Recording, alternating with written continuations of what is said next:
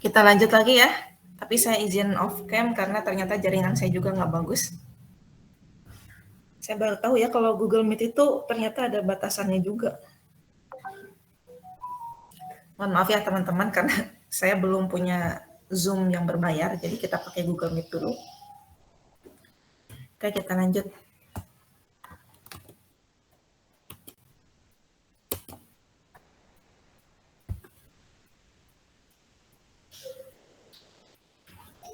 Hubungan timbal balik manusia dengan lingkungan ya. Yang pertama ada dominasi atau determinisme lingkungan pada kehidupan manusia.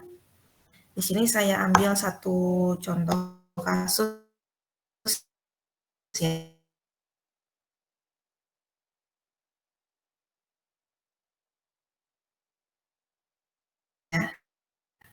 Pada tahun 2004 lalu kan ada suatu bencana tsunami. Teman-teman 2020 ini kebanyakan lahir tahun berapa ya? 2002, Bu. 2002, Bu. Baru 2 tahun ya. Pernah dengar berita ini? Pernah, Bu.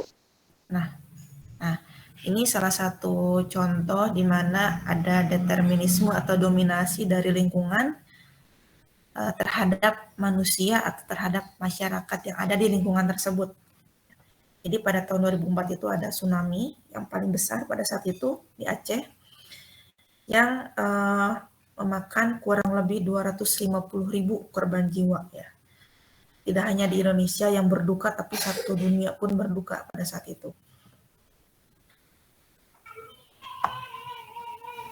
Dalam tahapan hubungan manusia dengan lingkungan, ditunjukkan bahwa seluruh aspek budaya, perilaku, bahkan nasib manusia dipengaruhi, ditentukan, dan tunduk pada lingkungan. Jadi ini ada satu paham juga ya, paham determinisme lingkungan terhadap manusia.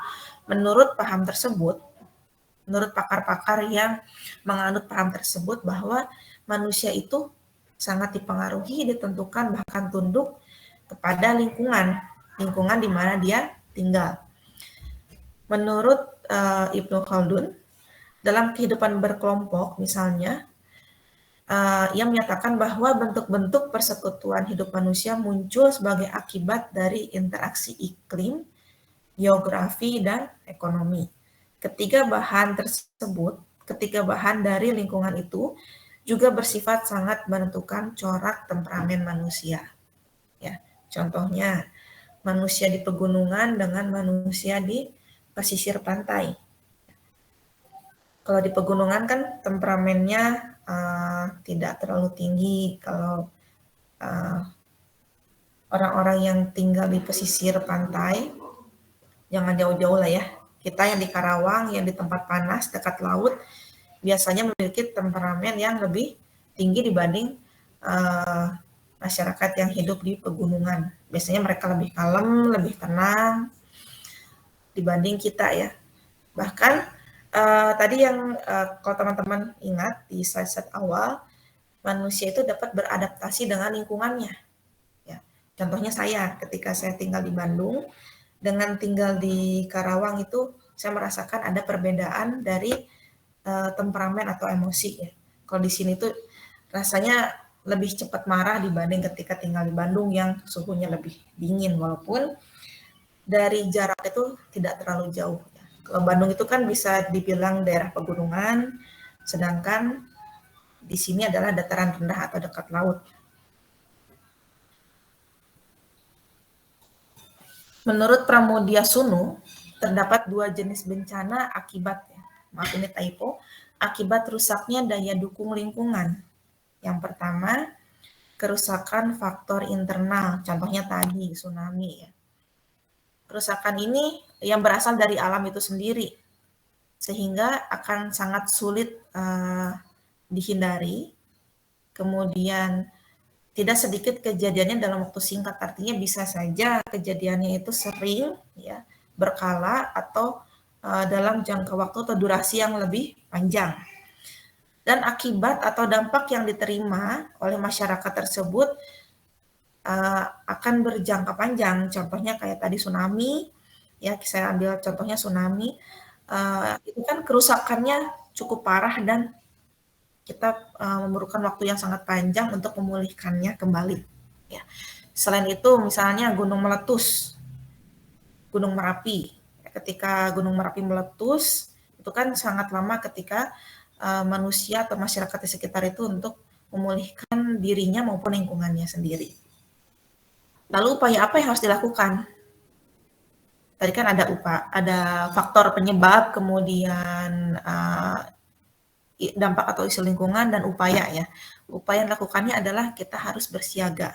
Kita harus menyadari bahwa kita tinggal di tempat yang rawan bencana, sehingga kita harus menyiapkan diri, harus waspada, harus menyiapkan teknologi-teknologi atau menyiapkan moda-moda apa saja ketika bencana itu terjadi. Yang kedua adalah kerusakan yang disebabkan oleh faktor eksternal, yaitu kerusakan yang berasal dari perilaku manusia. Mohon izin dan mohon maaf ya, saya mengambil perspektif dari agama saya, agama Islam, bahwa di Al-Quran itu disebutkan bahwa kerusakan bumi disebabkan oleh tangan-tangan manusia. Ya. Jadi ini walaupun saya ambil dari Al-Quran, tapi bersifat general. Teman-teman mungkin pernah membaca bahwa nanti dunia itu akan hancur disebabkan oleh tangan-tangan manusia. Nanti tolong dicek ya, kalau tidak salah itu ada di surat Ar-Rum ayat 41 kalau nggak salah, bahwa ada campur tangan atau tanggung jawab manusia karena rusaknya dunia atau rusaknya lingkungan di bumi ini. Walaupun manusia diturunkan oleh Tuhan ya sebagai khalifah atau sebagai pemimpin, tetapi ternyata manusia juga punya peran sebagai perusak lingkungan di situ. Tetapi manusia dibekali oleh Tuhan dengan akal dan pikiran, tidak hanya naluri ya.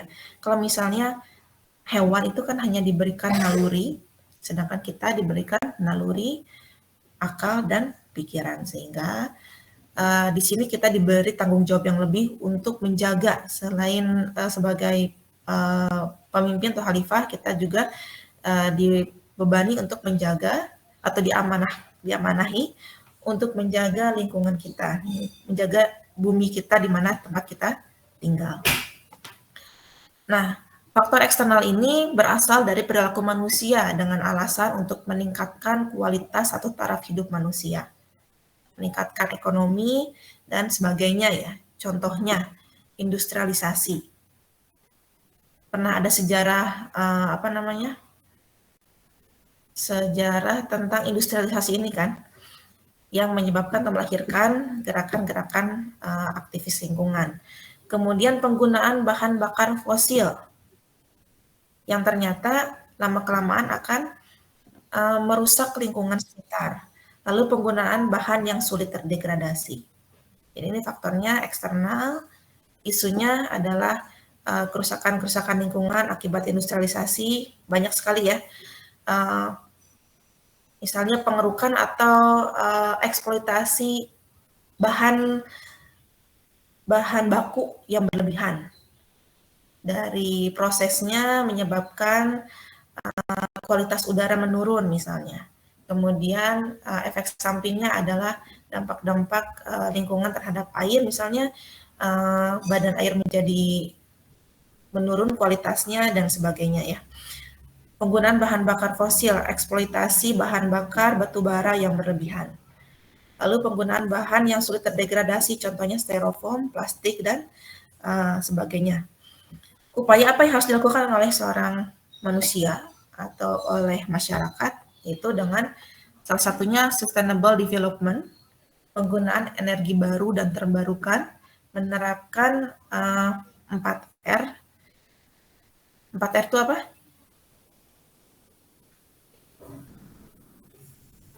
4R itu apa ya?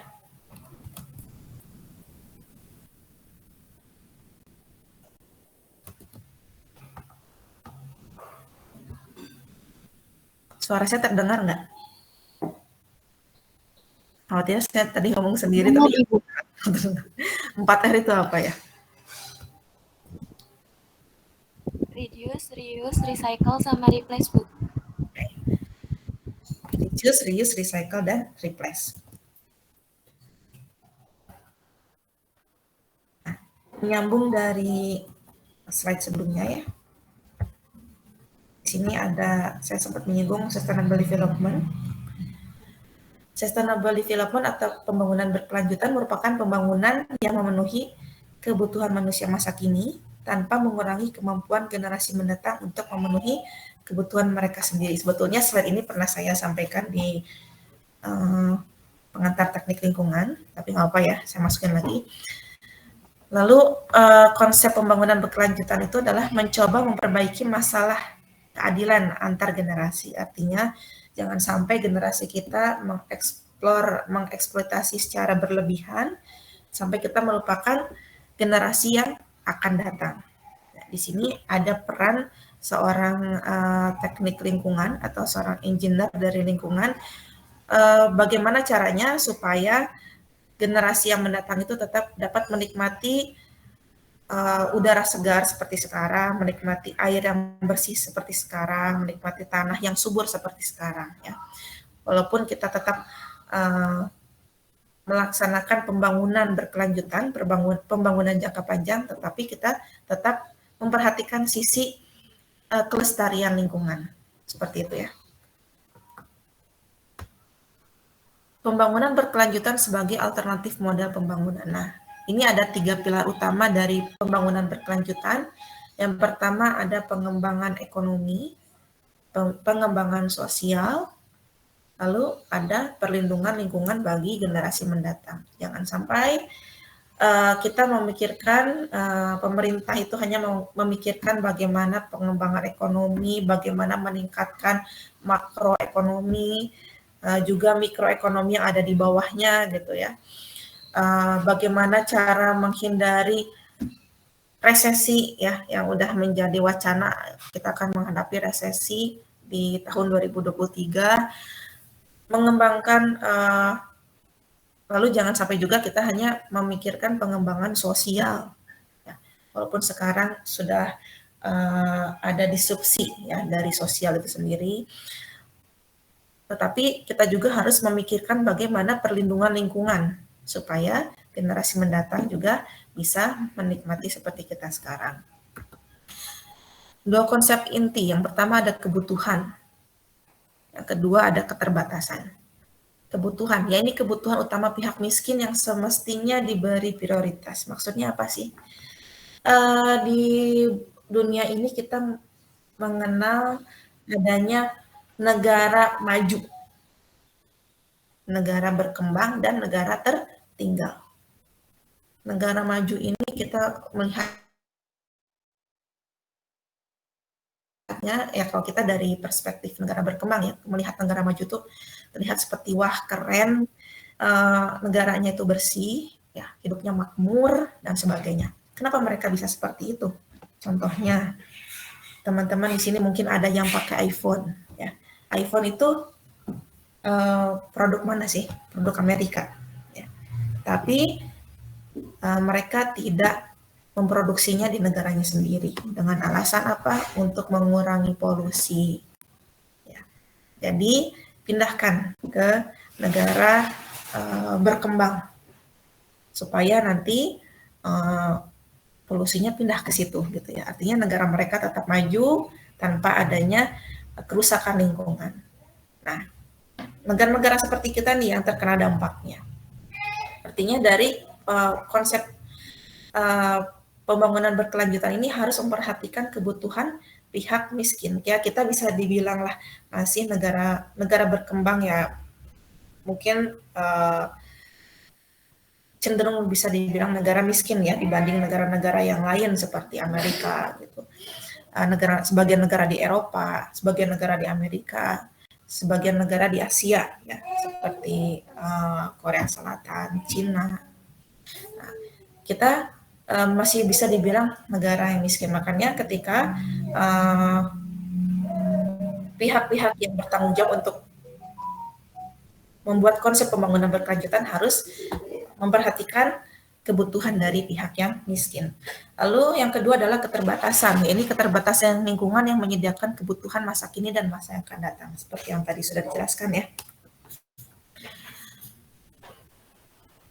Sehingga dari beberapa hal yang sudah kita bahas tadi dapat disimpulkan bahwa tidak semua hukum alam dapat ditaklukkan oleh teknologi. Teknologi memiliki keterbatasan ketika menghadapi kekuatan alam. Terlebih menghadapi bencana yang murni sebagai kehendak alam atau kita sebagai orang yang beragama, itu adalah sebuah takdir kehendak Tuhan.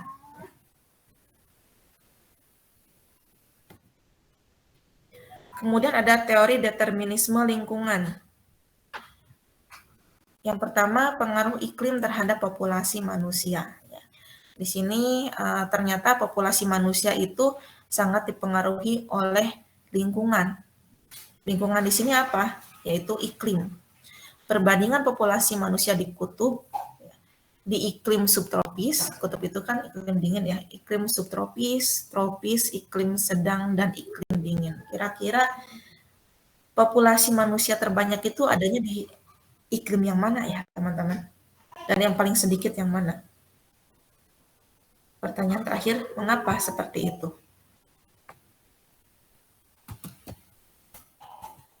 Bisa ditangkap nggak pertanyaan saya? Menurut teori determinisme lingkungan, ternyata populasi manusia itu dipengaruhi oleh lingkungan, yaitu dipengaruhi oleh iklim. Sehingga akan ada perbedaan, terjadi, bukan akan ada ya, terjadi perbedaan populasi manusia di berbagai iklim tersebut. Ada iklim, kita mengenal iklim subtropis, iklim tropis, iklim sedang, iklim dingin. Menurut teman-teman nih, populasi tertinggi ini adanya di iklim yang mana ya? Sedangkan yang paling sedikit di mana dan mengapa bisa demikian? Ada yang mau ngasih pendapat? Kita sampai jam berapa ya? PJ kelas?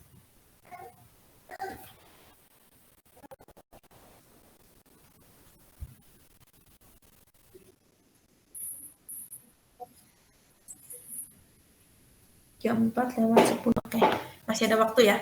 Silakan teman-teman, kita ngobrol. Kan saya udah bilang ya, kita ngobrol sambil santai.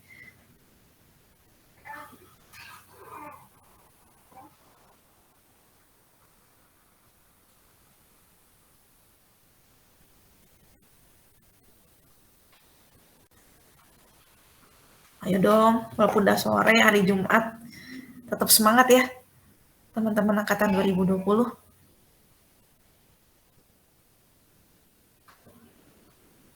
Ayo cuma ngobrol gini doang loh. Saya masih nunggu nih yang mau ngasih pendapat.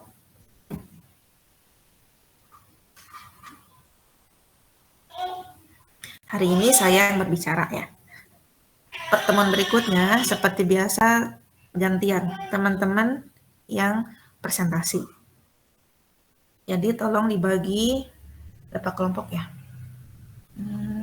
Nggak usah banyak-banyak deh, soalnya waktunya cuma satu pertemuan. 4-5 kelompok lah. Dari sekarang tolong dibagi dulu kelompoknya ya. Tapi sebelum saya kasih tahu tugasnya, tolong ditanggapi dulu nih yang pertanyaan saya tadi.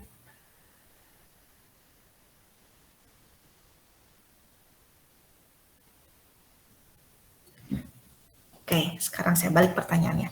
Indonesia termasuk iklim yang mana? Tropis. Tropis, Bu. Tropis. Kalau iklim subtropis yang kayak gimana? Di mana? 4 musim, Bu. Nah, sekarang kita bandingkan antara iklim subtropis dengan tropis. Atau yang ekstrim aja ya. Iklim tropis dengan iklim dingin. Lebih banyak mana populasi manusianya? Tropis, Bu. Tropis, Bu. Kenapa seperti itu?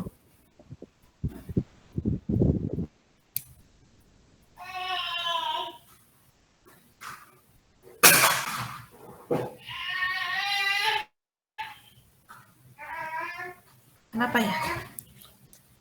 Sebenarnya teman-teman tahu loh, cuman belum ada kemauan untuk menjawab aja sih, menurut saya.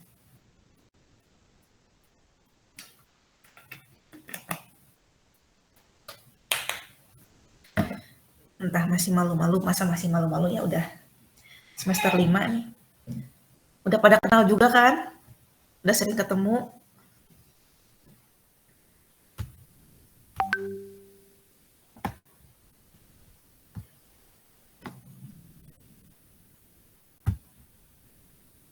Kenapa bisa seperti itu? Kenapa di Indonesia bisa banyak sekali populasinya?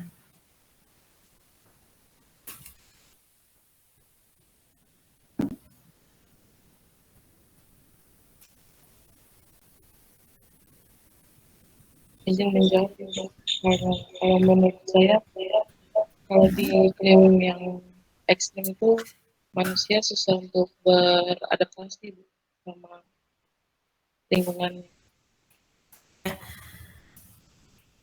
Bandingkan antara iklim tropis dengan dingin.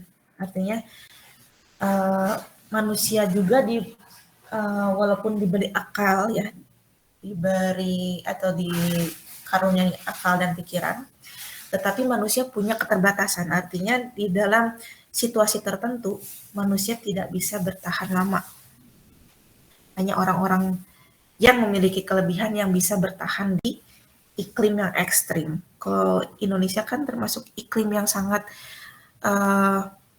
bisa diterima oleh tubuh manusia. Ya. Di sini iklimnya hangat, cenderung panas. Tetapi panas pun tidak panas ekstrim seperti di Afrika.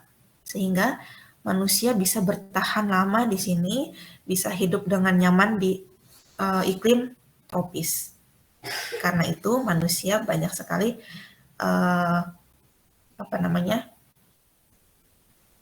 hidup di sini ya, artinya kita bisa berkembang biak lah di sini secara banyak.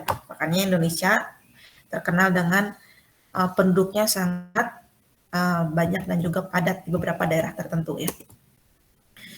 Lalu kemudian ada sumber air sebagai titik mula peradaban manusia. Kalau misalnya teman-teman ingat lagi sejarah ya, pelajaran sejarah ketika SMA atau SMP, bahwa titik mula peradaban manusia itu ada di sepanjang sungai atau sepanjang yang ada badan air. Contohnya peradaban Mesopotamia bermula di Sungai Tigris dan Efrat. Bangsa Mesir bermula di sekitar Sungai Nil. Indonesia pun menurut sejarah di bantaran-bantaran sungai itu bermulanya peradaban manusia. Karena manusia tidak bisa bertahan tanpa air. Mereka bisa bertahan tidak makan beberapa hari, tetapi tidak bisa bertahan tanpa minum. Artinya di situ membutuhkan air sebagai minum, karena secara biologis manusia itu terdiri dari 80% itu air ya. Lalu berikutnya adalah lingkungan mempengaruhi jenis pertanian. Di Karawang banyaknya sawah karena dekat dengan air. Banyak irigasi, artinya water based ya. Dia pertaniannya berdasarkan banyaknya air. Sedangkan untuk yang kekurangan air, jenis pertaniannya beda lagi. Mungkin dia lebih ke palawija. Seperti itu. Kemudian tumbuhan. Ya, kebudayaan manusia dibentuk oleh lingkungan atau oleh tumbuhan-tumbuhan, jenis-jenis tumbuhan yang ada di sekitarnya. Kalau di Indonesia biasanya hutannya heterogen. Kalau di Eropa atau sebagian Asia, ya, itu biasanya hutannya homogen. Nah, sehingga bangunan atau rumahnya pun berbeda di setiap daerah. Jangan jauh-jauh kita membandingkan dengan luar negeri lah ya. Di Indonesia sendiri, di Pulau Jawa sendiri, tumbuhannya berbeda antara, mungkin ya, saya belum pernah sih, antara Jawa Tengah dengan Jawa Barat, atau antara Pulau Jawa dengan Pulau Kalimantan, atau antara Kalimantan dengan Sulawesi, antara Kalimantan dengan Sumatera dan Papua itu kan berbeda ya, sehingga rumah-rumahnya berbeda, bahan-bahan yang digunakan dari kayu yang berbeda, pakaian yang digunakan juga berbeda, perhiasan juga berbeda. Mungkin antara di contohnya aja ya, Kalimantan kan memproduksi batu-batu. Nah, Mungkin di sana banyak yang menggunakan perhiasan yang berbahan dasarnya dari batu. Contohnya seperti itu. Lalu masyarakat dengan lingkungan yang sama cenderung memiliki budaya yang serupa. Contohnya mata pencaharian pesisir pantai, kebanyakannya nelayan. Ya. Yang di pegunungan bertani, sayuran seperti itu, buah-buahan. Lalu untuk masyarakat pegunungan berbeda dengan masyarakat di pesisir pantai. Di pegunungan itu orang-orangnya sederhana dan cenderung konservatif. Ya, sedangkan yang di pesisir pantai itu biasanya orang-orangnya lebih emosinya lebih atau temperamennya lebih tinggi, ya, tidak sesederhana orang yang berada di pegunungan. Menurut para pemikir atau filosof, teori determinisme lingkungan ini yang pertama menurut Aristoteles, ya, maaf ini typo, masyarakat dengan iklim dingin relatif mempunyai energi yang lebih banyak dibanding dengan masyarakat yang tinggal di iklim hangat. Terasa sih sama saya kalau misalnya di Karawang itu berasa cepat capek karena di sini tuh panas gitu ya dibanding ketika tinggal di daerah yang lebih dingin. Menurut Ibnu Khaldun, orang yang berkulit gelap atau yang hitam lah ya, bukan karena garis keturunan melainkan karena iklim yang panas. Sedangkan menurut Frederick Ratzel, lingkungan alam adalah penggerak utama yang mendorong kegiatan manusia, membentuk paradigma sosial, adaptasi dan respons manusia. Jadi bagaimana manusia itu merespon terhadap sesuatu dipengaruhi oleh lingkungannya, tidak hanya oleh sosial, budaya, tetapi oleh lingkungan itu sendiri. Yang terakhir di sini ada kritik atas teori determinisme. Katanya tidak setuju dengan teori determinisme ini. Manusia itu diberi akal dan pikiran sehingga mampu berpikir dan bertindak. Artinya tidak seperti robot atau boneka yang bisa yang hanya diam saja gitu ya, menerima apapun yang terjadi, tetapi manusia pun bisa berpikir dan bertindak terhadap lingkungan. Lalu manusia mampu membuat perubahan terhadap lingkungan, ya, bisa memodifikasi lingkungan, bisa membuat bendungan untuk menghindari banjir, membuat jalan untuk membuat koneksi antara satu daerah dengan daerah yang lain, membuat jembatan di atas perairan, merekayasa alam, rekayasa pertanian, dan sebagainya. Contohnya bisa bertani di tempat yang sedikit air, contohnya di gurun, ya, dengan rekayasa pertanian. Kemudian teori yang terakhir tadi bahwa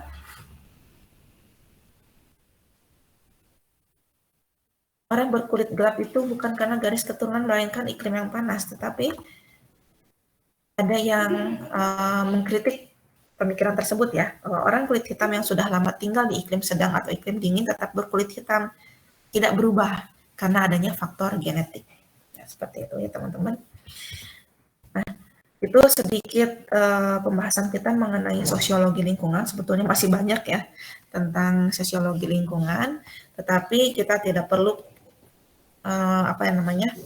membahas lebih dalam karena di sini kita bukan seorang sosiolog tapi seorang engineer. Oke, di pertemuan berikutnya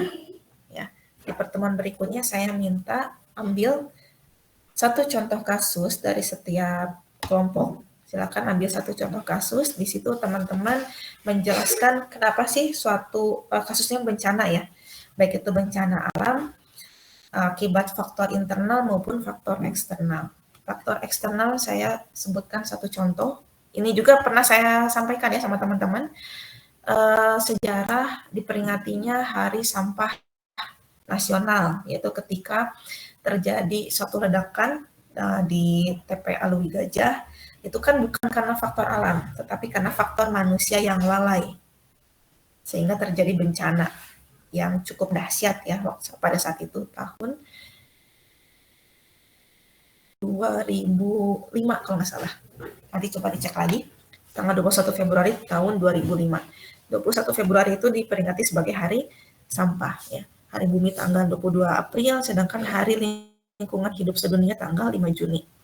Jadi dari suatu tragedi atau kejadian-kejadian tersebut akhirnya diperingati agar tidak terulang sebetulnya ya teman-teman, diperingati untuk kita waspada di kemudian hari.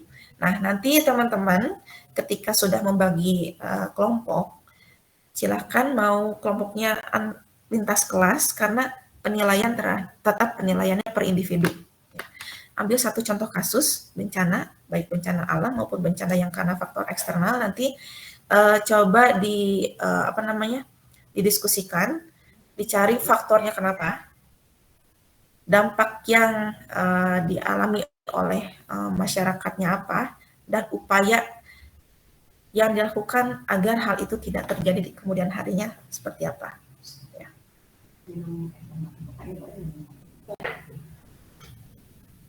Gitu teman-teman. Ada yang mau didiskusikan nggak sebelum kita tutup? Atau ada yang mau ditanyakan tentang tugasnya?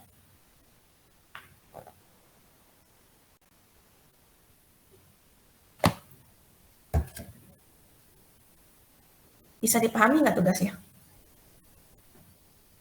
Bisa. Ya. Jadi nanti bentuknya adalah FGD atau Focus Group Discussion.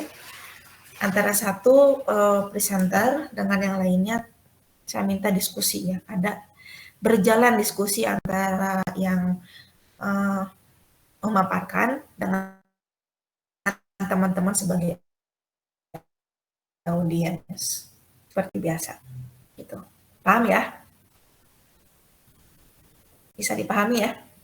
Ada yang mau menyampaikan pendapat atau bertanya atau mendiskusikan sesuatu sebelum saya tutup? Jadi minggu depan Ibu izin bertanya, tugasnya dalam bentuk apa ya, Bu? Nanti dibuat esai. Per kelompok tetap membuat sebuah esai. Jadi ambil satu contoh kasus, ya, studi kasus. Tugasnya studi kasus, tapi nanti ketika presentasi itu fokus group discussion ya. Studi kasusnya itu nanti dijelaskan oleh teman-teman faktor penyebab bencana itu apa kira-kira, dampak yang dirasakan oleh masyarakat di tempat bencana tersebut apa saja, ya, kerugiannya apa saja, dan upaya untuk menanggulangi dan upaya untuk mencegah bencana itu terjadi di kemudian hari apa saja. Boleh itu dari berita, boleh itu dari jurnal atau yang lain sebagainya ya. Ya biasanya sih berita atau jurnal. Silakan teman-teman explore, nanti dipresentasikan di hadapan teman-teman yang lain. Oke? Cukup jelas nggak? Izin bertanya, Bu. Jadi untuk minggu depan semua kelompok presentasi, Bu? Iya, tapi nggak usah lama-lama ya presentasinya. Iya, baik, Bu.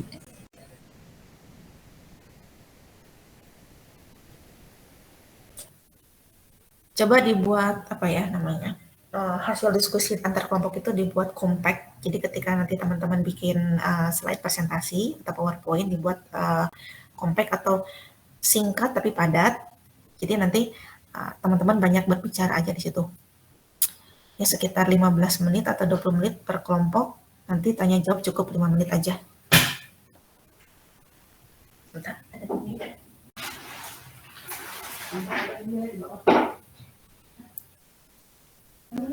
ada pertanyaan lagi? Tapi nanti tolong disangkut pautkan dengan sosiologi ya, sosiologi lingkungan. Artinya ada keterkaitan antara manusia dengan lingkungan dan lingkungan dengan manusia.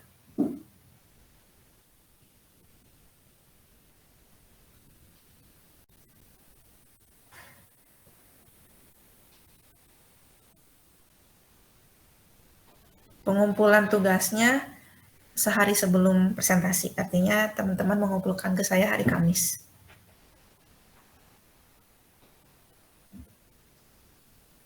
Ada pertanyaan lagi nggak?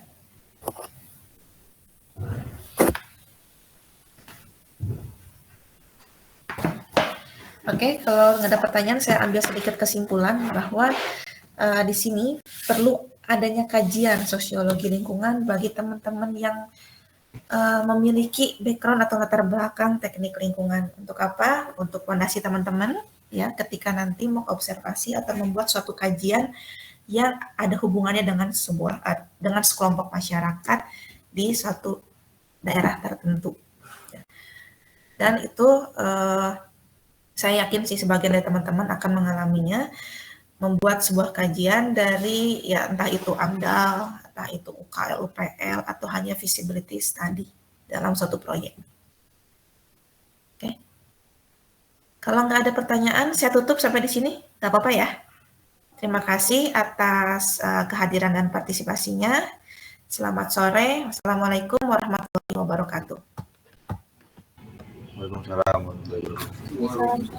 Waalaikumsalam. Terima kasih, Bu.